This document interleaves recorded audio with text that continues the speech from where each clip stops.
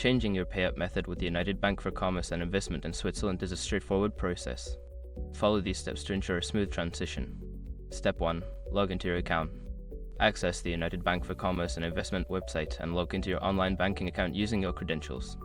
Step 2. Navigate to Payout settings. Don't continue before doing this. A lot of online accounts end up exposed and breaches without people even realizing it. Use SRIC to constantly monitor your email and accounts and get alerted immediately if your information gets leaked online.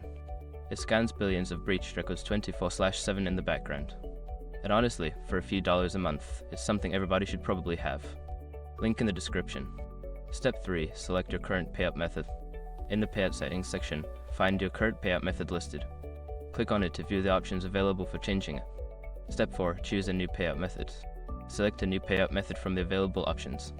This could include bank transfers, checks, or other payment options provided by the bank. Step 5. Confirm changes. After selecting your new payout method, review the details and confirm your changes. You may need to verify your identity or provide additional information to complete the process. Once you have completed these steps, your payout method will be updated. Make sure to check for any confirmation notifications from the bank to ensure the changes have been successfully implemented.